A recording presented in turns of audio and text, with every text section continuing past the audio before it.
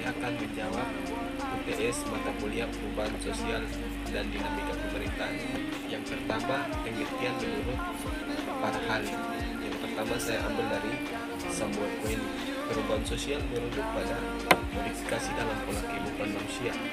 Modifikasi tersebut bisa terjadi karena sebab dari internal dan eksternal yang mengakibatkan perubahan. Menurut para ahli yang kedua, Selo Sumardajan, definisi perubahan sosial menurut Selo Sumardajan merujuk pada perubahan lembaga kemasyarakatan di dalam suatu masyarakat yang berpengaruh pada sistem sosialnya. Perubahan ini mencakup nilai-nilai sikap dan pola perilaku.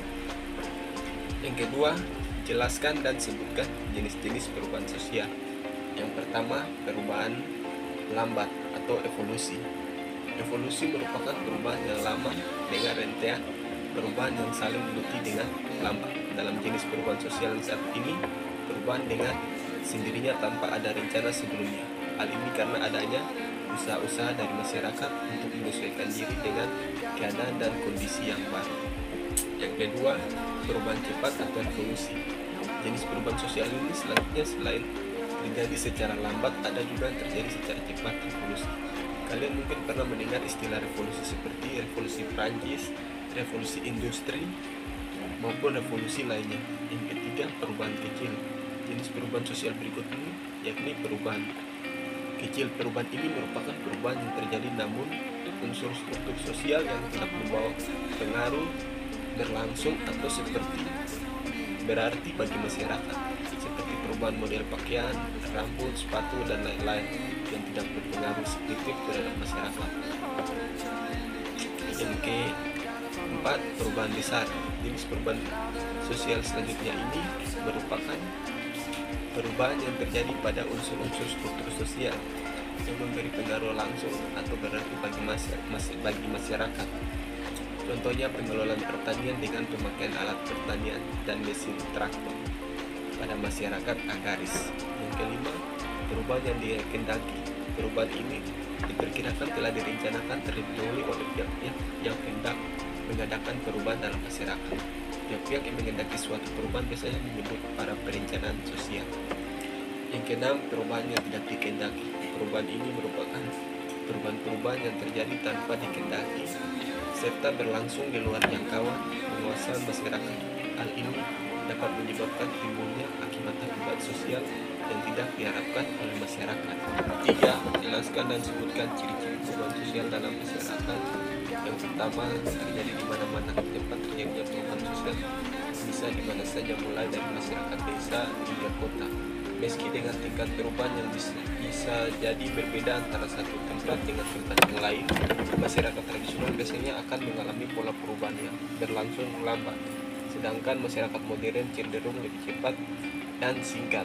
Dua, dilakukan secara sengaja. Sebagai contohnya, produsen kendaraan bermotor mengembangkan inovasi kendaraan agar bisa digunakan untuk transportasi yang lebih baik dan lebih cepat.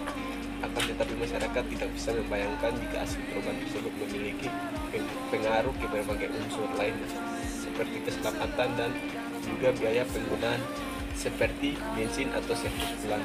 Yang ketiga, berkelanjutan. Perubahan sosial berlangsung secara berkelanjutan.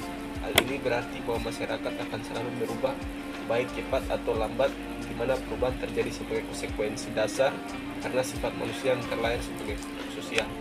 Empat, imitatif atau meniru atau mengikuti adalah ciri-ciri selanjutnya dalam berlangsungnya kehidupan masyarakat. Akan melakukan perubahan dengan mengikuti masyarakat yang lain. Hal ini terjadi karena setiap kelompok dalam masyarakat selalu memiliki pengaruh antara kelompok masyarakat pun tidak bisa memisahkan atau mengisolir diri. Misalnya saja perubahan dalam gaya berbusana, potongan rambut, desain rumah, dan lain-lain. Yang kelima, hubungan kausalitasi. Perubahan sosial bisa terjadi karena aspek material atau imaterial dengan hubungan yang bersifat timbal balik, di mana bisa menguntungkan satu pihak atau kedua belah pihak. Yang keempat, jelaskan perubahan sosial menurut empat pandangan. Yang pertama, teori klasik. Teori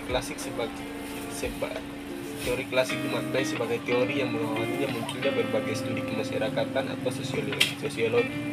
Kemudian teori ini juga menjadi dasar bagaimana membuat teori yang lahir sesudahnya. Kedua, teori konflik.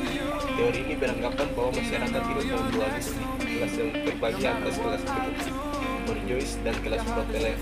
Contohnya revolusi Prancis yang terjadi pada abad ke-18, masyarakat yang miskin dan hidup dalam kesusahan menumbangkan rajanya yang hidup dalam kemewahan. Ketiga, teori equilibrium. Equilibrium diartikan sebagai suatu keadaan di mana interaksi yang terjadi antara komponen-komponen yang ada di dalam aktivitas umat manusia dapat berjalan secara harmonis dan juga berimbang, serta memberikan dampak yang signifikan terhadap kesejahteraan umat manusia. Keempat, teori modernisasi. Teori modernisasi diartikan sebagai pandangan terhadap perubahan sosial budaya di lingkungan masyarakat yang berkaitan dengan perubahan kehidupan dari tradisional menuju modern. Nomor 5, temukan pendapat individu perubahan sosial yang terjadi pada masyarakat. Perubahan sosial yang terjadi pada masyarakat contohnya dalam kehidupan sehari-hari, gaya berpakaian, gaya komunikasi yang serba digital, perilaku anak banyak yang kurang sopan karena dampak lingkungan dan tontonan. Keempat, hilangnya permainan tradisional. Kelima, budaya secara bersama dan kumpul-kumpul di masyarakat. Sekian dari saya, terima kasih.